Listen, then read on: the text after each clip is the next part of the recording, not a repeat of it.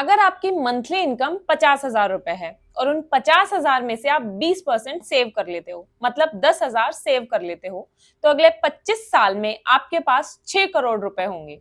और इन 6 करोड़ को कमाने के लिए आपको किसी स्टॉक में इन्वेस्ट करने की जरूरत नहीं, किसी एक्टिव म्यूचुअल फंड की जरूरत नहीं, ना एमपीएस में इन्वेस्ट करना, ना एफडी में, ना ही पीपीएफ में और ना ही ईपीएफ में।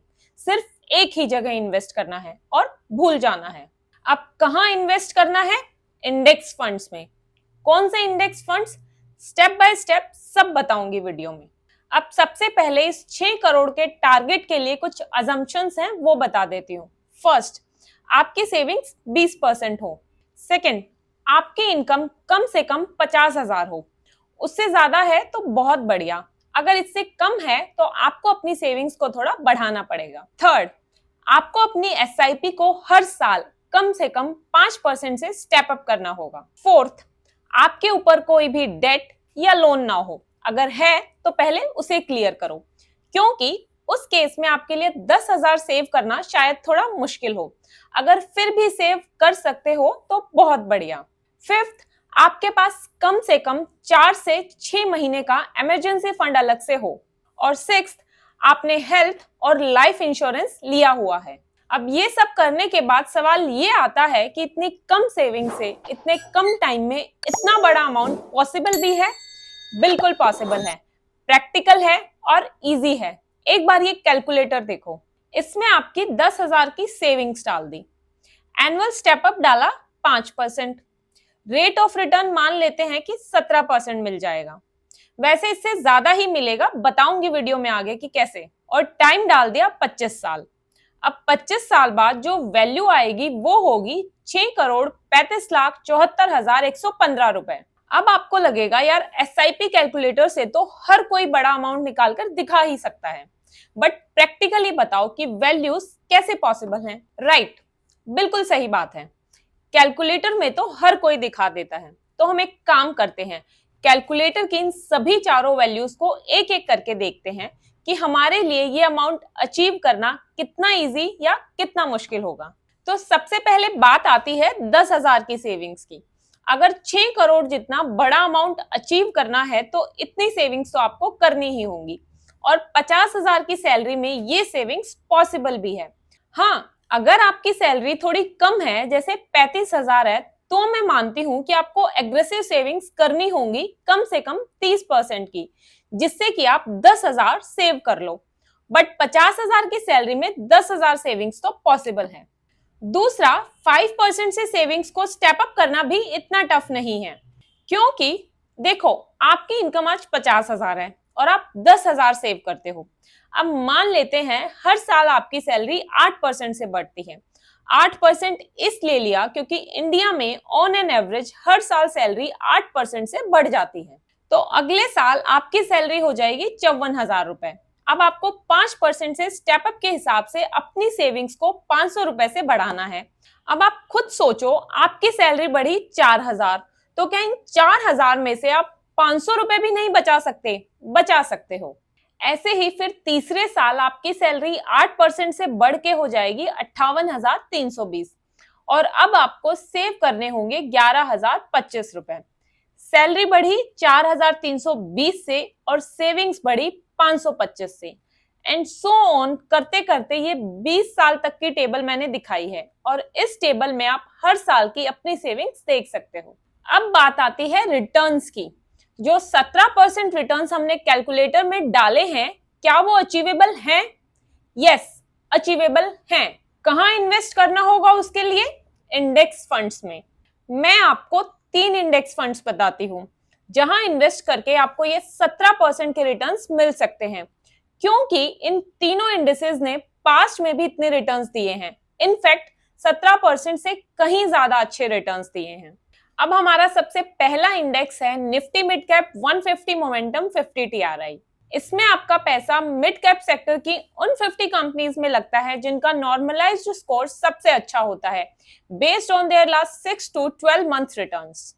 अब इस इंडेक्स के अगर रिटर्न्स देखें तो इसने इस साल में 30 जून तक 28% के रिटर्न्स दिए हैं, पिछले एक साल में 74% के रिटर्न्स दिए हैं, पिछले 3 साल में 34% के, 5 साल में 35%, पिछले 10 साल में 26% के, और जब से ये इंडेक्स शुरू हुआ है तब से लेके अभी तक इसने 25% के रिटर्न्स दिए हैं। और ये इंडेक्स शुरू हुआ था 1 अप्रैल 2005 को। अब कितना अमाउंट आपको इन्वेस्ट करना होगा इसमें, तो जितनी आपकी सेविंग्स हैं उसका 1/3 अमाउंट। जैसे पहले साल आपकी सेविंग्स 10,000 हैं तो 10,000 का 1/3 3300 रुपए। फिर दूसरे साल जब आपकी सेविंग्स बढ़ेंगी तो उसका 1/3 ले लेना है, एंड सो ऑन 20 साल तक यही करना है। अब इस इंडेक्सेस को फॉलो करने वाले 2 इंडेक्स फंड्स हैं, टाटा और एडेलवेस। आप चाहो तो इन दोनों में से किसी एक में अपने इन्वेस्टमेंट कर सकते हो। अब हमारा नेक्स्ट इंडेक्स है निफ्टी अल्फा 50 इंडेक्स। इस इंडेक्स में वो 50 कंपनीज ली जाती हैं जिनका अल्फा सबसे ज्यादा होता है। अब अगर मैं इसके रिटर्न्स दिखाऊं तो इसने साल 2024 में 30 जून तक 33% के रिटर्न्स दिए हैं।